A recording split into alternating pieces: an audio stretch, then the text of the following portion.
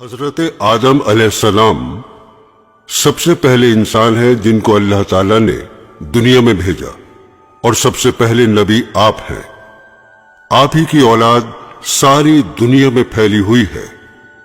اللہ تعالیٰ نے حضرت آدم علیہ السلام کو سب چیزوں کے نام سکھا دیے، پھر ان کو فرشتوں کے سامنے کیا اور فرمایا، اگر تم سچے ہو تو مجھے ان کے نام بتاؤ۔ انہوں نے کہا کہ تو پاک ہے، جتنا علم تو نے ہم کو بخشا ہے اس کے سوا ہم کو کچھ نہیں معلوم۔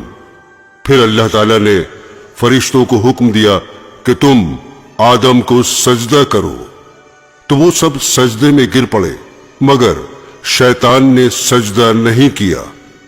اللہ تعالیٰ نے حضرت آدم علیہ السلام سے کہا کہ تم اور تمہاری بیوی جنت میں رہو اور جہاں سے چاہو کھاؤ پیو، مگر ایک خاص درخت کے متعلق حضرت آدم علیہ السلام کو منع کر دیا کہ اس کے قریب بھی نہ جانا، ورنہ تم بھی ظالموں میں سے ہو جاؤ گے۔ اس طرح اللہ تعالیٰ نے حضرت آدم علیہ السلام کا امتحان لیا کہ دیکھیں یہ ہمارا کہنا مانتے ہیں یا بھول جاتے ہیں اور شیطان کے بہکائے میں آ جاتے ہیں۔ شیطان جو پہلے ہی حضرت آدم علیہ السلام سے ناراض تھا کہ ان کی وجہ سے وہ خدا تعالیٰ کے دربار سے نکلا اور خدا تعالیٰ کی لعنت اس پر ہوئی، اور اس نے قسم کھائی تھی کہ میں حضرت آدم اور اس کی اولاد کو قیامت تک بہکاتا رہوں گا کہ اللہ تعالیٰ کا کہنا نہ مانے اور خوب برائیاں پھیلائے۔ آخر ایک دن حضرت آدم علیہ السلام اور ان کی بیوی حضرت حوا علیہ السلام بھول سے شیطان کے بہکائے میں آ گئے اور درخت کا پھل کھا لیا۔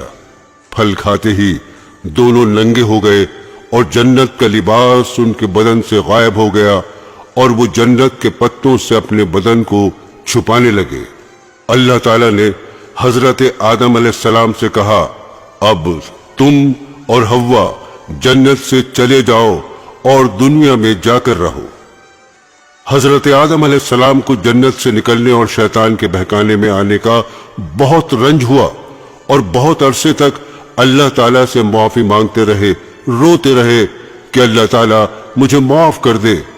آخر کار اللہ تعالیٰ کو رحم آیا اور حضرت آدم علیہ السلام کو یہ دعا سکھائی کہ اے ہمارے رب، ہم نے اپنے اوپر ظلم کیا اور تو ہم پر رحم نہیں کرے گا تو ہم بڑا نقصان اٹھانے والوں میں سے ہو جائیں گے۔